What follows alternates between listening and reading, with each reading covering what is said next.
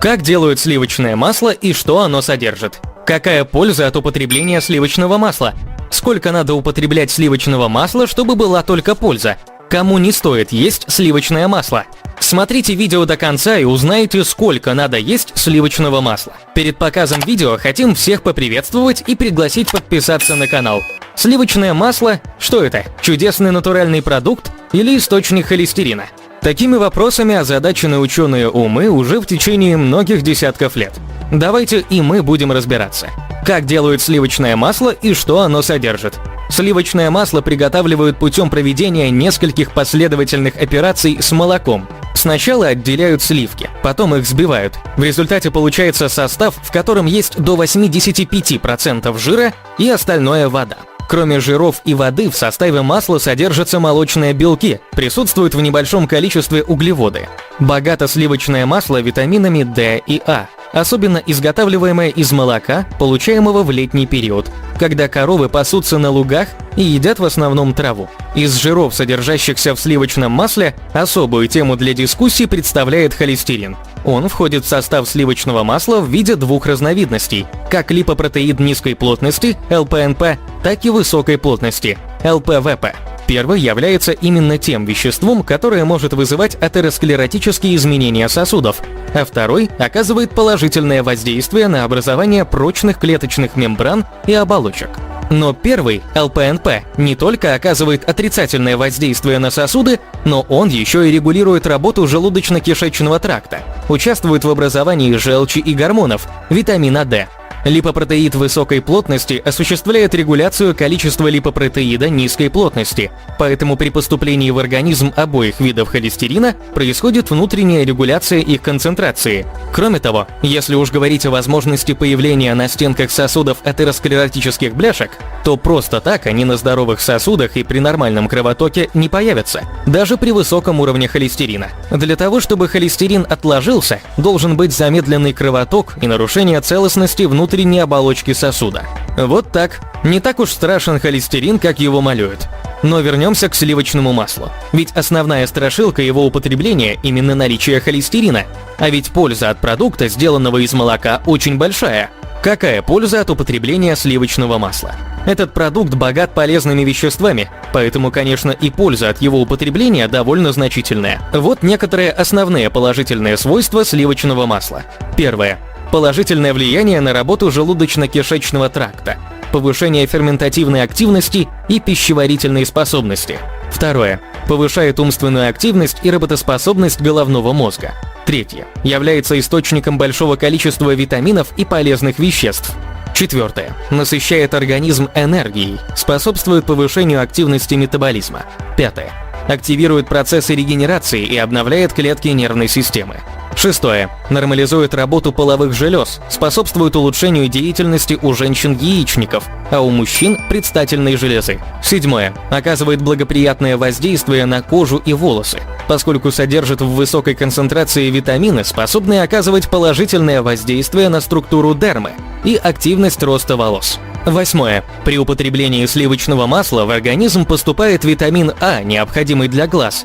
Наличие этого активного вещества делает зрение более четким и ясным. Девятое. Способствует оптимальному усвоению кальция, что является профилактикой остеопороза и хрупкости зубов. Десятое. Оказывает смягчающий эффект на слизистые, особенно в период воспаления при симптомах респираторного заболевания и воспаления пищевода. Конечно, полезные свойства этим не ограничиваются, но для того, чтобы не было отрицательного воздействия, ведь это довольно калорийный продукт, следует ограничивать прием сливочного масла. Сколько надо употреблять сливочного масла, чтобы была только польза? Количество необходимого продукта в день зависит от возраста, пола, наличия хронических заболеваний.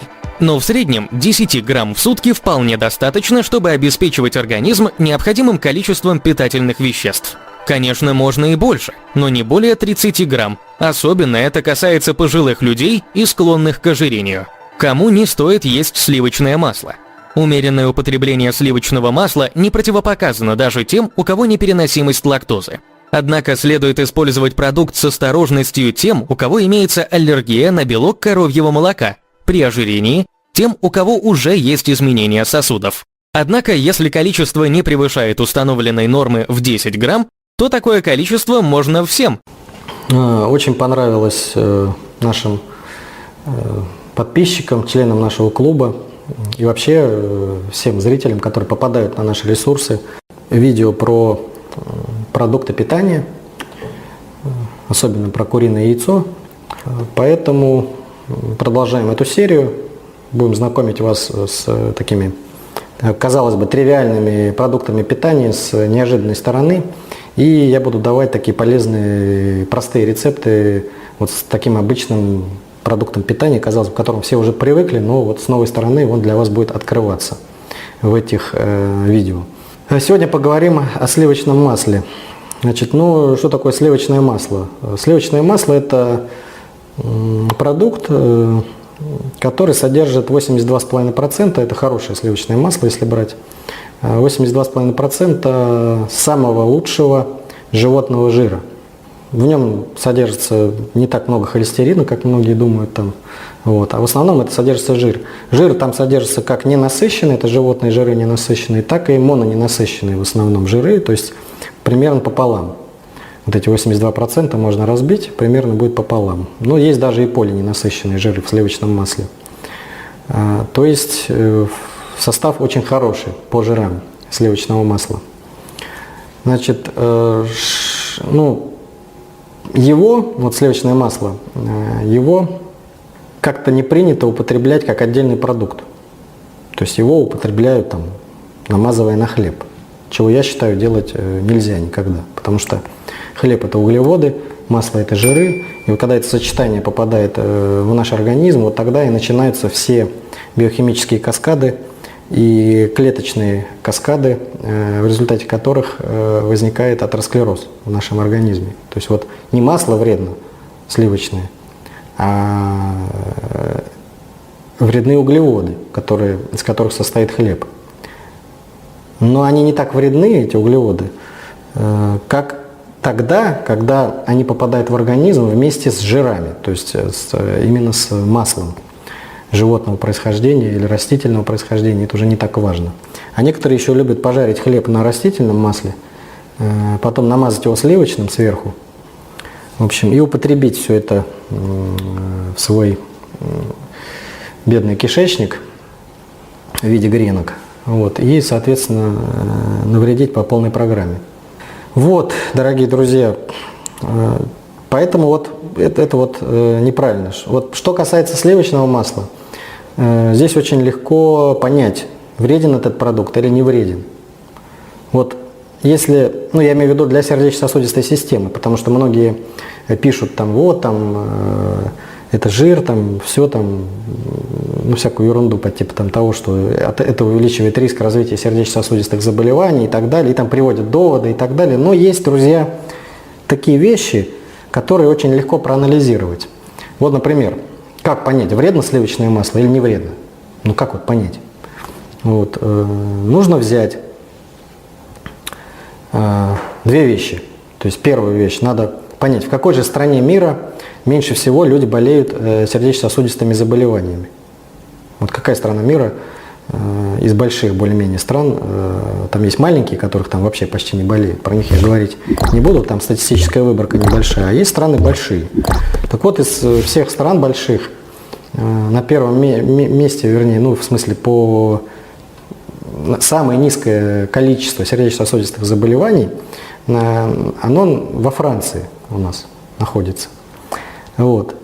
И там принято говорить, они там пьют, французы, красное вино там, и так далее. Вот. Но нас-то красное вино не интересует в этом ролике, хотя отдельно мы поговорим и о красном вине с вами в других роликах. А мы с вами говорим о сливочном масле сейчас.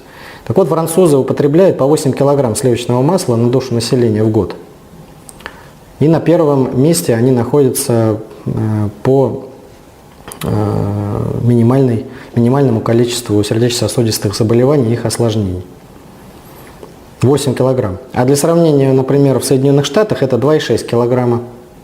А Соединенные Штаты далеко не на первом месте находится, а находится там где-то уже ближе к 10-му. А Россия еще ниже Соединенных Штатов, то есть у нас еще все хуже, чем в США, несмотря на их Макдональдс, хотя он и у нас тоже уже есть. Вот. А мы с вами, друзья, в России употребляем по 2,5 килограмма всего лишь на душу населения сливочного масла, а французы 8.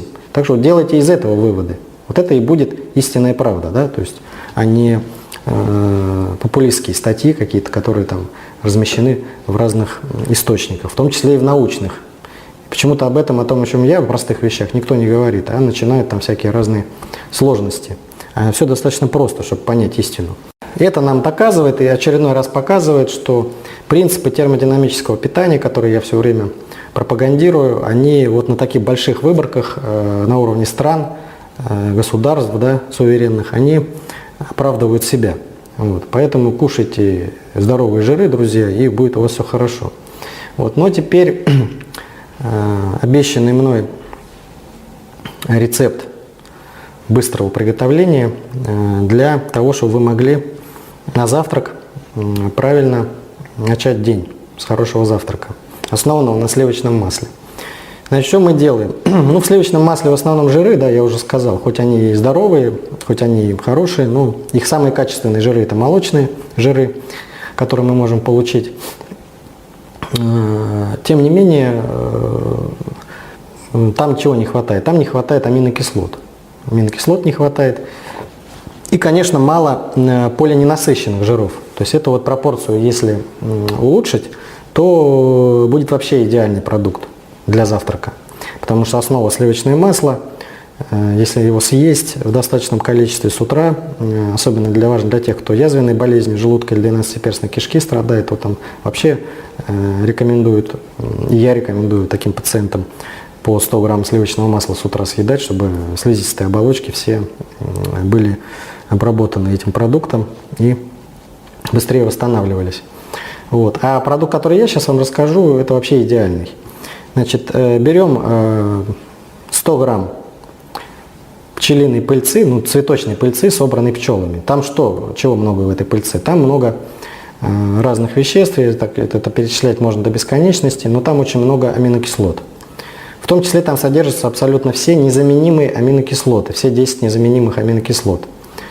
Аминокислоты – это то, из чего строятся все белки нашего тела, и белки в том числе иммунной системы, да, то есть, и вот в иммунной системе очень, ну вообще везде, во всех белках тела, ну вот в процессах иммунитета в особенности очень много присутствует в строении белков, незаменимых аминокислот, то есть тех аминокислот, которые наше тело само не способно синтезировать, да. И вот эти все аминокислоты есть в пыльце. Мы берем 100 грамм пыльцы, берем 200 грамм кедровых орехов, в которых чего много? Там 70% составляет, это почти все эти 70% орехов, это полиненасыщенные растительные жиры. То есть мы добавляем к насыщенным жирам сливочного масла полиненасыщенные растительные и незаменимые аминокислоты пыльцы. Все. И в пыльце витамины все есть, и в кедровых орехах все витамины, микроэлементы есть, в масле витамины тоже есть, но в меньшем количестве, то есть получается идеальный продукт. Как его делать? Берете пыльцу с орехами, засыпаете в миксер, перемалываете их ну, в крупу, ну, то есть в такую мелкодисперсную крошку. Вот. И немножко добавляете воды к этому, ну, чтобы это все не склеилось. Да? То есть, там, допустим, там, на эту 300 грамм пыльца и 200 грамм орехов, там, ну, грамм 50-70, там, может 100, нет, 100 даже много, грамм 50 воды. Просто добавьте, чтобы они там смешались хорошо.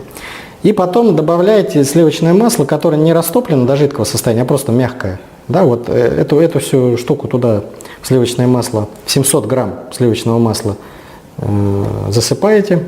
Все это вымешиваете, чтобы это равномерно распределилось. Вот, и ставите в холодильник.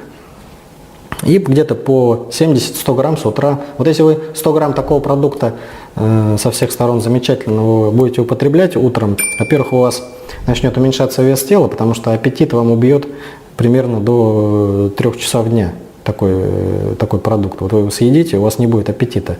Вот. А если вы еще и на обед грамм 50 съедите, то не будете переедать лишнего. Вот. Поэтому вот такой витаминно-минерально-аминокислотный, самое главное, со здоровыми жирами и растительными, и животными, идеальный продукт, делается очень быстро, буквально, сколько там, смешать все это, ну 3 минуты максимум. Вот. И все. И, пожалуйста, вот такие рецепты всегда очень полезны, потому что их несложно готовить. На этом закончим ролик. На канале можете найти много интересных видео о пользе и вреде овощей и фруктов, а также о болезнях и способах их лечения. Поэтому прошу не забыть подписаться на канал и нажать на колокольчик. Еще буду благодарен, если поставите лайк и поделитесь роликом с родными и близкими.